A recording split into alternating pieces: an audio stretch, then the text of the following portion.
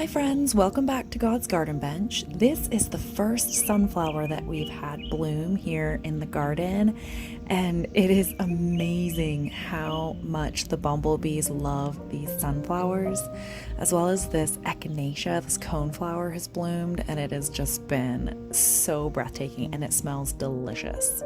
So here we are going to put up some string and some support around all of the zinnia beds and all of the plants and the flowers that I know to grow tall, put on lots of blooms, and then fall over into the aisles. So this year I came up with an idea of to put in these aluminum poles and then just wrap string around them basically, and create just a little bit of support for these plants that I have in these beds that you're going to see me doing. These poles came from a big greenhouse that I had, and the wind blew it over one time. We had a storm, I think it was last year or maybe the year before, and it made me really sad because I loved that greenhouse. Or it had sentimental value more than anything. And so I harvested all of the aluminum pipes from it. And I have to say that I have used the aluminum pipes more than I did use the greenhouse. So that is what these are. And I will use them until they just disintegrate. This I think is my second or third year using them. So you can see that I've wrapped that string around, and then I'll kind of just keep pushing the flowers and the plants back in behind that so that they have something to lean against as they get flower laden, and so maybe they'll even get taller. So here I am doing it in this bed as well, and I actually put it on the outside of the garden bed in this one, just to experiment on placement. On the other bed you saw me put it on the inside of the bed, but this one I'm putting on the outside. I figure it'll be good for the garden hose as well, so that way I'm not pulling it across the bed. I think I've mentioned before that this is going to be my last year with these garden beds, only because they are breaking down so much that the pieces of wood are actually rotting completely. So I have holes in some places. In this particular garden bed, this front face is actually falling off.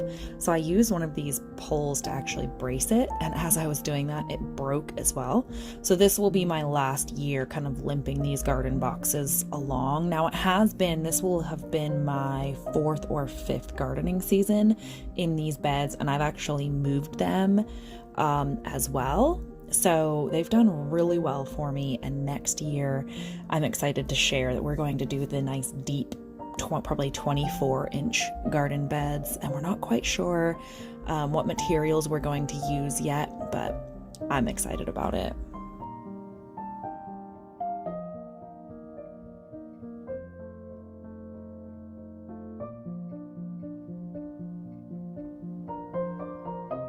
So this daisy is starting to fall over and kind of look a little bit poorly, and so I'm going to try to brace it up and give it a little bit of support. And I think once again, as soon as those flowers and the flower heads start to get kind of heavy, and it's been raining here for the last week, and so it's just adding weight to the flower heads as well, and so it's just kind of splitting off in the middle, and I'm going to give it some support and see if I can get some longevity out of it and see what happens. Also, it's kind of taking over, it's falling over onto the strawberries, and I don't want them to kind of mold and rot. So we're going to give this a little bit of support, and I'm hoping that as it grows, even more full, although it is huge now. Oh, the Japanese beetles are back. I found a couple of them on the sunflowers as well.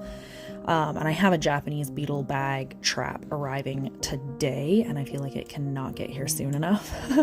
But so this is what you see me doing. I'm gonna wrap that string just kind of all the way around this daisy to give it some support, and I'm hoping that it helps it and it can continue to bloom for, weeks and months to come.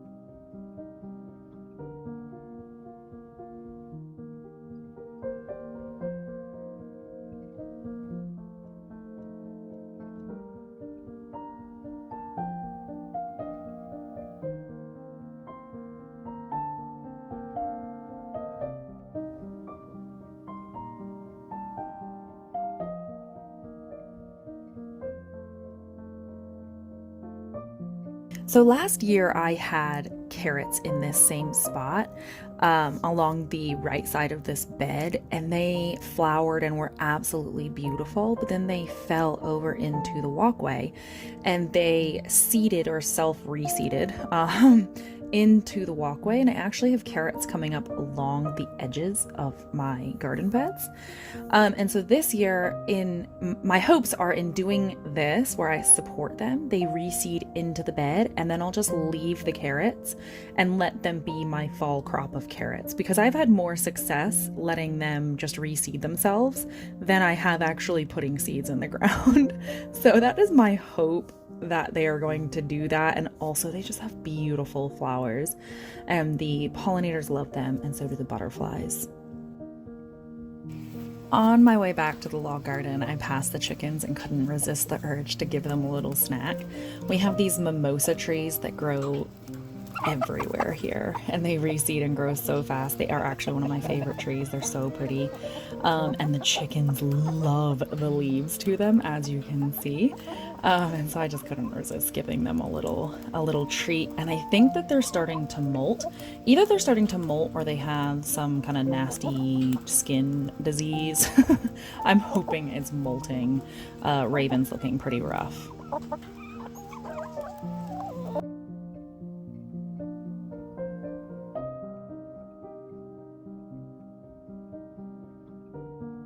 All right, so we're here at the tomatoes, and my goal is to prune them back and make sure that no leaves are touching the ground, and to make sure that they're not touching each other too much, because that is how all of the yucky tomato diseases proliferate and get passed from one plant to the other. Now, I did plant these quite close together. I think I maybe planted them too close together, but you know what, lesson learned. I had this one cattle panel that I wanted to fill up with tomatoes, and so I did it. But now, kind of looking at them and looking how quickly they're growing, I'm thinking that I maybe planted them just a little bit too close together, but it's okay.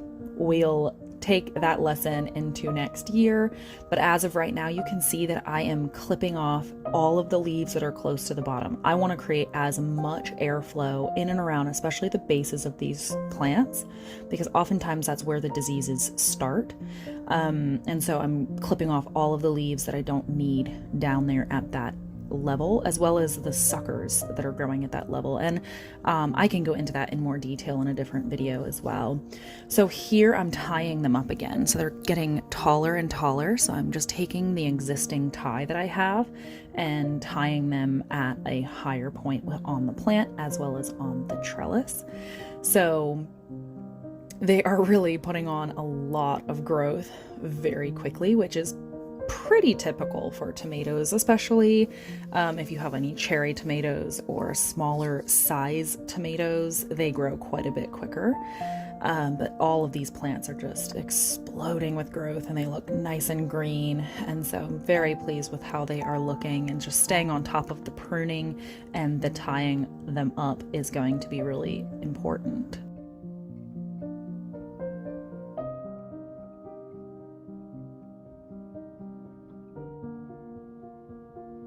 Hey guys, we're out in the garden again today. We're in the arbor garden, and I'm just gonna do my best to finish up planting this space. I seeded some sunflowers in pots, which I will show you, and I think I'm gonna transplant them. I'm gonna try to transplant them out into this bed over here, the sunflower bed, and really hope that things go well. As well as I'd like to fill in the zinnia bed. This soil seems to not be quite right. I've never struggled as much having things germinate and thrive after germination. So I'm not sure whether there was some kind of herbicide in the soil or what's going on there. But we're going to try and see if we can get more things to germinate. I'm trying to decide whether I want to germinate them in some pots first and then transplant them in there, or whether I'm just gonna put more seeds in. I think that putting more seeds in would just be a waste at this point. So I think I'm gonna germinate them in the pots and then transplant them in there. So that's what we're going to be doing. We're gonna be planting more cucumbers and just kind of filling out the bed. Okay, here's the sunflower bed that we're going to be working with. As you can see, we do have some sunflowers coming up, and I weeded it last night, so it looks way better.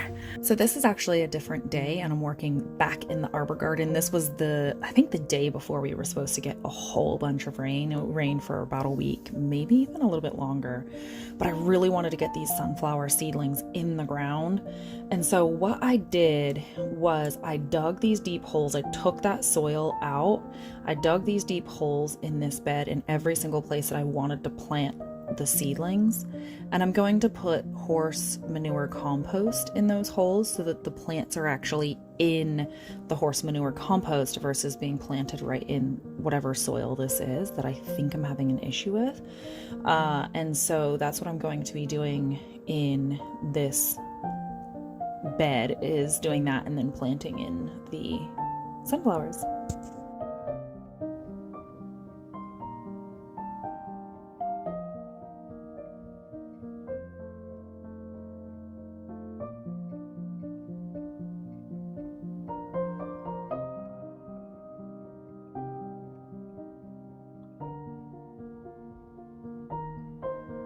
It always makes me so nervous to transplant seedlings. I always feel like I'm going to kill them. The shock process really kind of alarms me to see them wilt and kind of bend over and just not look good. But oftentimes, and most times, they do bounce back and are much happier and much healthier when you give them their own space. So with this, I made sure that after I got done doing this, I watered them really well. I gave them a nice, good soaking of water. And so they hardly even shocked. They looked really good, and they look really good now. You guys will see them in the next garden tour.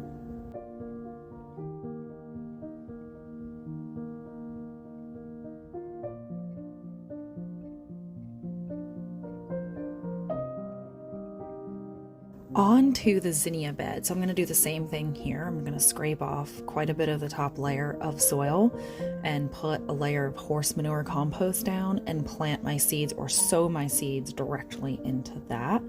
And hopefully I get better germination and I get better growth of the seedlings, which they have already germinated. Since I did this, they've already germinated and they are looking great so far.